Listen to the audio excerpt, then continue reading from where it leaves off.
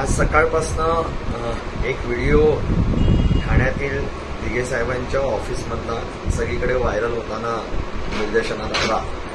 आणि ठाणे शहरामधील आणि ठाणे जिल्ह्यापासून घेऊन उभ्या महाराष्ट्रामध्ये अनेक जणांनी मला फोन केले की अशा पद्धतीची अशी कुठची प्रथा किंवा परंपरा आहे का जिकडे दिघे साहेबांच्या आनंद आश्रमामध्ये पैसे उधळले जातात. खरोखर निंदनीय आणि खरोखर दुःखदायी गोष्ट आहे की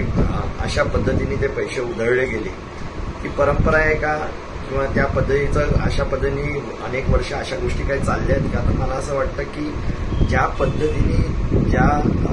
तऱ्हेने हे पैसे उधळण्याचं काम चाललेलं आहे आणि ह्याच्या अगोदर देखील मी अनेक वेळा असं सांगितलं की ह्यांचेच नेते साहेबांच्या प्रतिमेच्या समोर चपला आणि शूज घालून उभे राहून एकमेकांना पुष्पगुच्छ देतात. अत्यंत दुर्दैव आहे की ज्या दिघे साहेबांचं पूजन आपण करता, ज्यांना आपण देव मानतो, जे आपलं दैवत समजतो, त्यांच्या प्रतिमेच्या समोर अशा पद्धतीची गोष्ट करणं हे अत्यंत निंदनीय आहे, दुर्दैव आहे आणि मला असं वाटतं ह्यामुळे अनेकांच्या भावना दुखावल्या गेलेल्या आहेत. आपण बघितलं असेल एवढ्या वर्षामध्ये ठाण्यामध्ये दिघे साहेबांच्या ऑफिसमध्ये त्या आनंद आश्रमाला बघण्याचा एक दृष्टिकोन खूप वेगळा होता. सर्वसाधारण नागरिक असतील,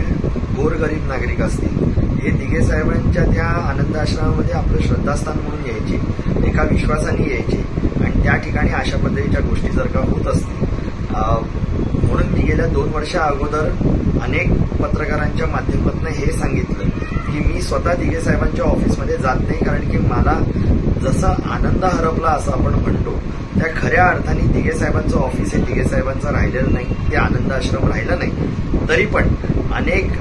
जण ज्यांच्या मनामध्ये आजही त्या आनंद आश्रमाप्रती आस्था आहे ते बाहेर न जाताना तिकडे आपली मान आपसूक झुकते,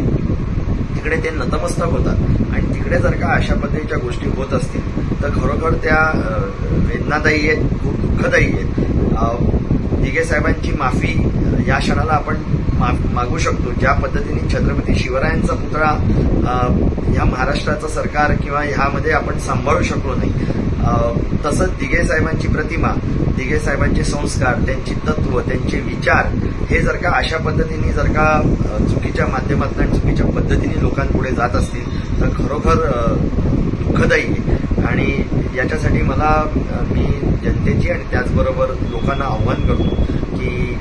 आनंद आश्रम आता आनंद आश्रम राहिला नाही आणि खऱ्या अर्थाने आपला आनंद हरपलेला आहे.